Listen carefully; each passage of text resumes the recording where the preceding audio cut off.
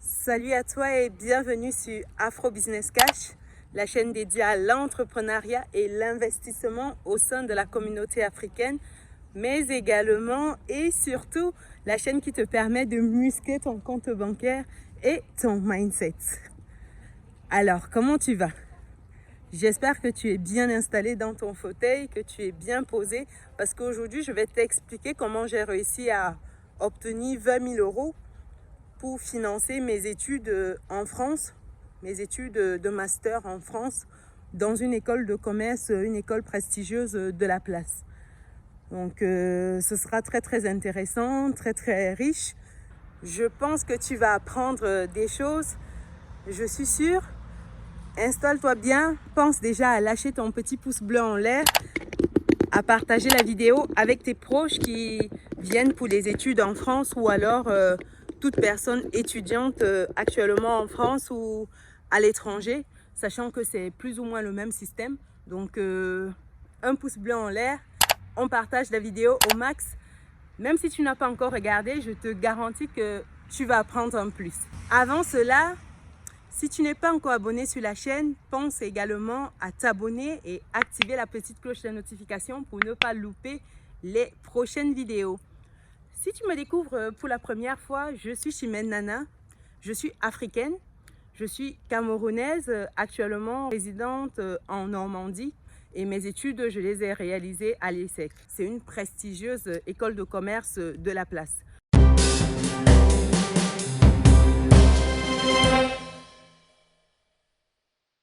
Aujourd'hui, donc, comme je te disais en début de vidéo, je vais t'expliquer comment j'ai réussi à me faire 20 000 euros pour financer mes 2 années de master réalisées à l'IESEC. Donc, reste avec moi jusqu'à la fin de la vidéo. Je te promets, ce sera très croustillant. On est parti. Après avoir décroché dans mon entrée pour l'IESEC, il fallait se préparer. Donc, avec mes parents, on a commencé à se préparer. Donc, il y a eu les démarches, les formalités pour arriver en France. Également, il fallait régler la préinscription.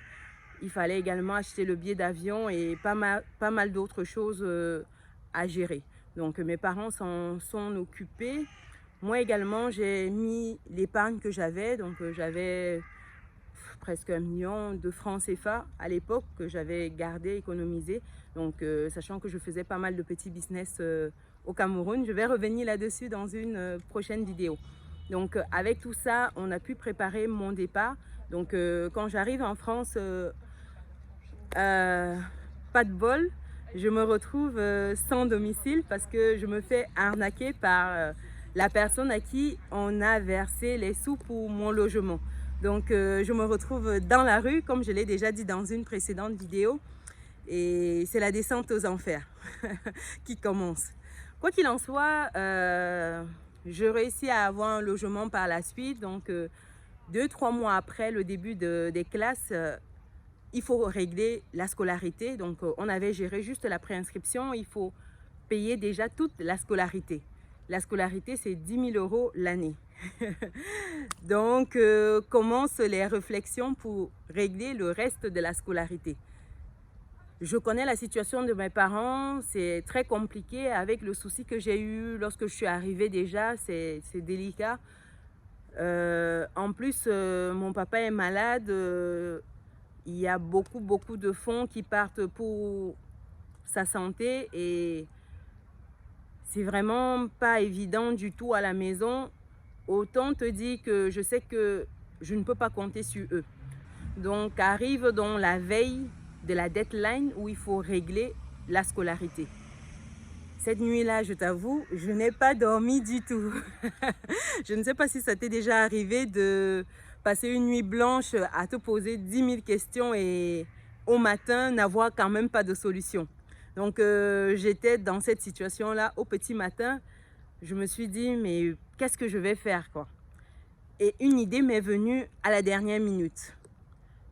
Je suis sortie de mon lit, je me suis apprêtée et j'ai filé à l'école. Qu'est-ce que j'avais comme idée? Donc, c'était de rencontrer la responsable programme international, donc qui nous gérait. Et donc, je l'ai rencontrée, cette dame-là, je lui ai expliqué ma situation et je lui ai proposé en fait d'échelonner ma scolarité en mensualité.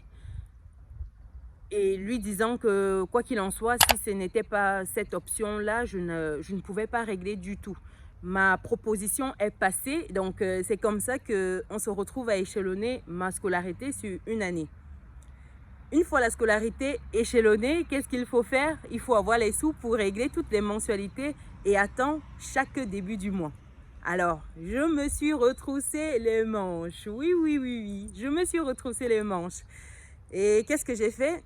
J'ai commencé à postuler partout, à rechercher des jobs étudiants, à rechercher ce que je pouvais faire après les études ou même pendant les études. Ce que je pouvais faire le soir, quand je dis après les études, c'est le soir ou entre deux, le midi ou le matin même. Donc j'ai commencé à postuler en ligne sur des sites de recrutement, que ce soit des sites d'intérim, comme je pouvais travailler avec mon titre de séjour. Donc, j'ai commencé à postuler avec acharnement. Au début, c'était difficile, je n'étais pas contactée. Et par la suite, lorsque je me suis rapprochée des agences de recrutement, ça a commencé à bouger. Donc, mes critères à moi, si tu es dans cette situation et que voilà, tu as vraiment besoin d'un job, que ce soit pour financer tes études ou ta vie, ton logement, tes sorties, bref, tout financer lorsque tu es étudiant. Il faut commencer par des agences d'intérim. Donc moi, j'ai postulé à Proman, j'étais également à EFIA, j'étais également à Job, Randstad. J'étais dans toutes les agences d'intérim pratiquement. J'étais passée dans 6-7. Donc pourquoi? Parce qu'en fait, lorsque une n'avait pas de mission à me proposer, je savais que j'en aurais chez l'autre. Donc, la première chose à faire, c'est de déposer les candidatures dans toutes les agences d'intérim et également proposer des candidatures en direct parce que j'étais également allée dans les fast-foods du coin, notamment McDo, KFC, tous les fast-foods du coin que tu peux imaginer. J'avais déposé ma candidature en physique en plus de déposer ma candidature au niveau du site internet. Donc, moi, je passais par exemple dans les points de vente. Je déposais également ma candidature. Souvent, on me disait oui, il faut aller en ligne, c'est en ligne que ça se passe. Je disais oui, il n'y a pas de souci, mais voilà, si besoin, voilà, ils prenaient quand même. Donc, à force de déposer ma candidature comme ça, j'étais contactée. Donc, la première des choses, multiplier les candidatures. La seconde chose à faire, c'est être disponible. Qu'est-ce que j'entends par être disponible? Donc, moi, en termes de disponibilité, je ne vais pas dire qu'il ne faut pas aller suivre ses cours, loin de là. C'est pas ce que je conseille aux étudiants de ne pas suivre leurs cours, non. Je conseille en fait de limiter le temps de distraction qu'ils ont le soir ou les week-ends. Donc moi, qu'est-ce que je faisais? Après les cours, j'enchaînais avec un premier job, ensuite un second et il m'arrivait même de faire un troisième dans la même soirée. Donc je finissais souvent des jobs quasiment le lendemain parce qu'il y avait des jobs qui étaient des jobs de nuit. En termes de disponibilité, moi j'avais mis tous les soirs, j'avais mis les nuits également et les week-ends. Donc en fait, j'avais presque plus de vie sociale, mais c'était pas grave. J'étais venue pour mes études et mon objectif c'était de pouvoir payer ma scolarité et par la même occasion finir mes études et trouver quelque chose adapté à ma situation, c'est-à-dire monter mon entreprise. Donc c'était ce que j'avais comme ambition. Et avant de monter mon entreprise, c'était d'avoir un peu d'expérience professionnelle dans une entreprise de la place. Donc, ayant mes objectifs en tête, je n'avais pas à me soucier de sortir le soir ou le week-end, non, je m'en foutais. Donc, deuxième chose, disponibilité. Troisième chose, en termes de zone de recherche, c'était élargi. J'étais disponible dans toute la région parisienne. Donc, il m'est arrivé d'avoir des missions où je quittais par exemple le 13e, donc, ou Villejuif, donc c'est à côté du 13e, pour aller à Charles de Gaulle Étoile, donc l'aéroport. C'est presque 2 heures de route pour y aller et surtout la nuit. Donc, rien que d'y aller, ça me prenait déjà 2 heures de temps et pareil pour rentrer. Donc, quand je prenais des missions comme celle-là, je savais que j'avais au moins 5 heures que je faisais. Et en termes de rémunération, c'était très intéressant. Enfin, pour un job étudiant, il faut le dire. Donc la nuit, j'étais sur des rémunérations à 12-13 euros net et en journée, je me retrouvais sur du 9-10 euros. Et en termes de job, donc moi, je n'avais pas de préférence. Donc, j'avais pas de préférence du tout. C'était ce qui était possible, ce qui était disponible, ce que je pouvais faire. Donc, j'ai fait vraiment beaucoup de jobs étudiants. J'ai fait du babysitting, donc j'ai également fait du cleaning dans les magasins. Donc, c'est ranger les vêtements après le passage des clients, c'est ranger les vêtements en cabine. À côté de cela, j'ai distribué des journaux à la sortie des métros, à la sortie des centres commerciaux. J'ai également, en termes de job, j'ai fait comme job client mystère. En fait, c'est une personne qui vient comme un client lambda et qui doit aller tester la qualité des produits de l'entreprise. Donc ça, c'était génial parce qu'à la fin, on restait avec les produits. Également, on avait des primes dans le sens où en fait on avait le transport qui était réglé, donc en plus de rester avec les produits, on avait d'autres produits qui pouvaient nous être donnés par la suite, donc ça j'aimais bien. En plus de ce job là, j'ai également géré des questionnaires. En fait c'est rempli des questionnaires pour des entreprises dans des bus. Je l'ai fait pour Transpol, je l'ai fait pour l'entreprise, la RATP. Je l'ai également fait pour la SNCF, donc au niveau de leurs différents quais. Donc j'ai fait vraiment beaucoup de jobs étudiants et je n'avais vraiment plus de vie sociale. Donc autant mieux te dire que si tu veux faire ça, tu dois mettre une croix sur ta vie sociale.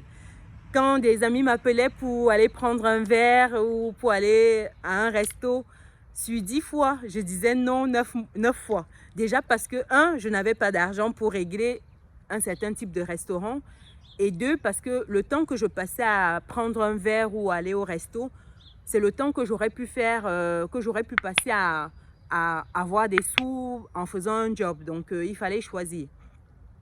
Et moi, le choix était fait. Au bout du compte, j'ai pu économiser plus de 10 000 euros la première année. Pareil, la deuxième année, ce qui m'a permis en fait de financer mes études. Et en 2 années, j'avais plus de 20 000 euros que j'ai pu amasser à moi toute seule, étant étudiante. 20 000 euros, c'est l'équivalent de plus de 13 millions de francs CFA. C'est pas donné du tout. Et en plus, je gérais mes études en parallèle. Donc, c'est pour te dire que si j'ai pu le faire, ça veut dire que toi également, tu peux le faire. Donc, si toi, aujourd'hui, tu es dans une situation où ta famille, tes proches, tes parents ne te permettent pas, parce qu'ils n'ont pas ou parce que c'est compliqué, il y a d'autres enfants à gérer, ils ne peuvent pas assurer tes frais scolaires et assurer ta vie à l'étranger, par exemple, dans une école prestigieuse, ou même ta vie au Cameroun pour une école du Cameroun ou une université de la place. C'est pour te dire que toi également, tu peux te mettre à faire des jobs étudiants. Tu peux également, en plus des jobs étudiants, épargner donc, ce que tu reçois et mettre ton temps à profit pour des entreprises. Donc, c'est le seul moyen pour moi, en tout cas, étant étudiant, de se faire de l'argent. On peut également créer des services. Avec un peu de recul aujourd'hui, je me rends compte que j'aurais pu faire différemment. J'aurais pu proposer des services en ligne comme ce que je fais aujourd'hui, et d'autres types de services en ligne qui m'auraient demandé beaucoup moins de temps et surtout beaucoup moins d'efforts physiques. Parce que j'étais vraiment très fatiguée tout le temps. Ça demandait vraiment de me mobiliser physiquement très longtemps et je dormais très peu, donc c'était éprouvant. Donc aujourd'hui, avec du recul, avec la connaissance que j'ai, j'aurais fait peut-être différemment, j'aurais mis en place des stratégies en ligne. C'est beaucoup plus intéressant sur le plan physique, même sur le plan mental, et surtout, on gagne beaucoup plus en ligne aujourd'hui que lorsque on est à se déployer physiquement. Donc voilà l'expérience que je voulais partager avec toi aujourd'hui. J'espère que tu as appris quelque chose. Pense à lâcher un pouce bleu en l'air si la vidéo t'a plu. Également, laisse un commentaire dans le descriptif de cette vidéo. Dis-moi un peu comment tu fais au quotidien pour t'en sortir, comment tu fais pour te générer des revenus complémentaires. Lorsque tu étais étudiant, si tu ne l'es plus, comment tu as fait pour arrondir tes fins de mois, en plus de l'argent de poche que te donnaient tes parents ou tes proches. Dis-moi un peu dans les commentaires quelles sont les autres techniques qui peuvent être mises en place pour se générer des revenus. Donc voilà pour ma part. Si tu n'es pas encore abonné sur la chaîne, pense à t'abonner. Active la petite cloche des notifications pour ne pas louper les prochaines vidéos. Et nous, on se dit à très bientôt dans une nouvelle vidéo. Allez, ciao!